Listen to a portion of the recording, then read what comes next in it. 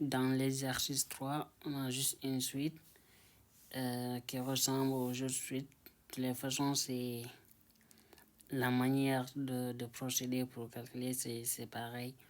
J'essaie de faire le maximum d'exercices pour que vous compreniez plus. Jusqu'à présent, on va juste utiliser le théorème. Le théorème, je rappelle, comme je l'ai dit, c'est soit vous dites c'est i allant de 0 jusqu'à n-1, ou bien vous dites c'est i allant de 0 jusqu'à... Non, i allant de 1 jusqu'à n. C'est pareil. Donc, du coup, bon, j'ai remplacé le 0 pour que ça ressemble avec la suite qu'on a ici et je dirais la somme de Riemann qu'on a. Maintenant, comme on le faisait toujours, on dit posons, on pose, ou bien on choisit. Soit, je sais pas, par exemple, je mets ON qui est égal à somme k allant de 1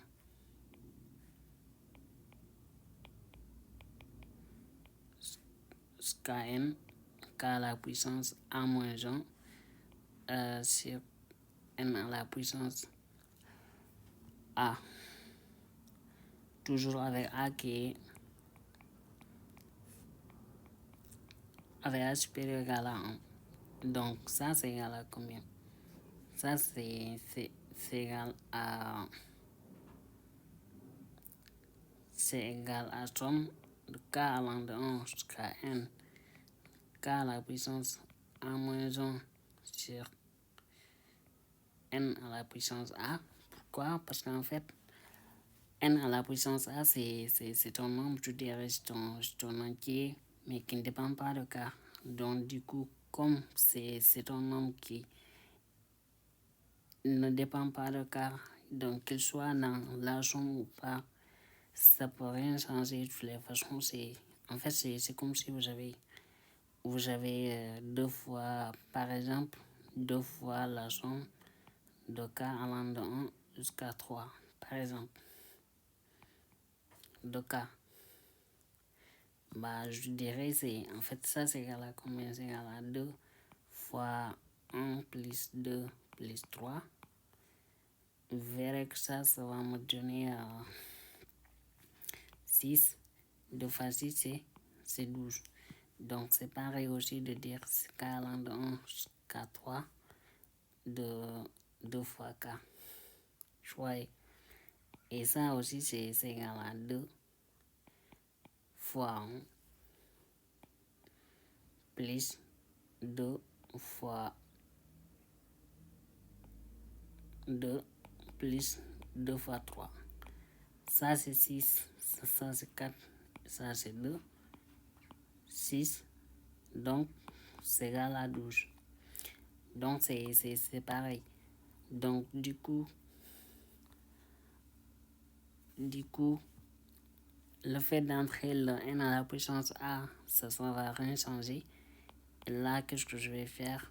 C'est que je vais dire k allant de 1 jusqu'à n, de 1 sur n, de k à la puissance a moins 1, n à la puissance a moins 1. Comme n ne dépend pas de k, comme la somme ne dépend pas de n, donc je peux sortir 1 sur n et ça va me faire k allant de 1 jusqu'à n de k sur n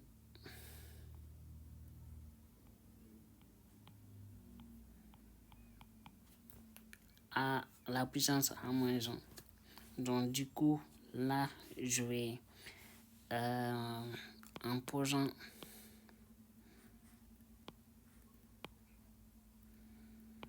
si vous voulez avec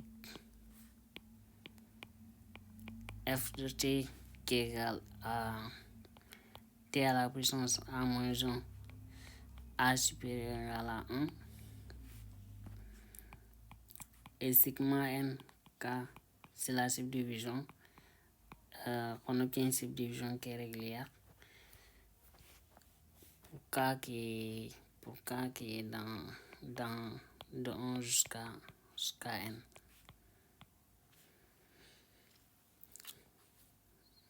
Là, ça marche. Comme j'ai dit, on prend juste ça, k sur n, on dit c'est t, et le reste, ça va sur 0,1. Et donc, du coup, c'est 0,1.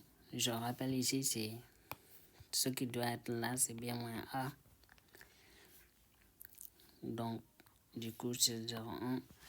Et comme la fonction f est continue,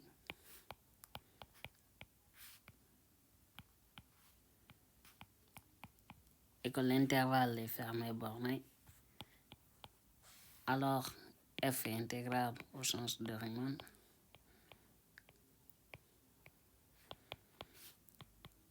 Comme elle est intégrable au sens de Riemann, donc la limite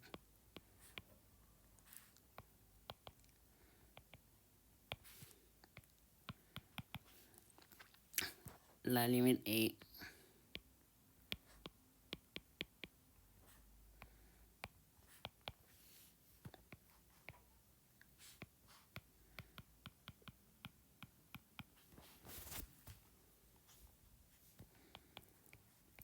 c'est 0,1 t à la puissance a moins 1 d de t. Et ça, c'est égal à 1 sur a t à la puissance a de 0,1. Et ça va me donner 1 sur a.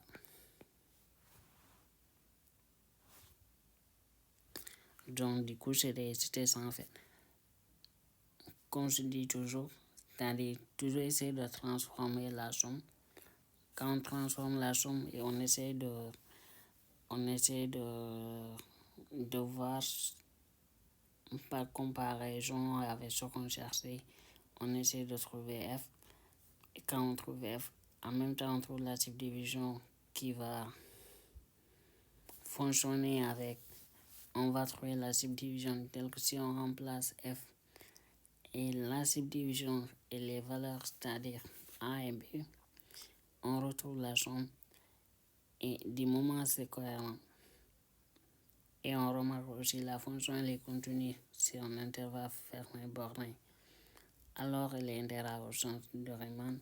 Du coup, je peux calculer son intégrale et trouver le résultat. C'est pareil que dire c'est la même chose que la somme en fait. C'est-à-dire comme l'intégrale tend vers ce résultat, donc ma somme aussi tend vers ce résultat. Allez, merci.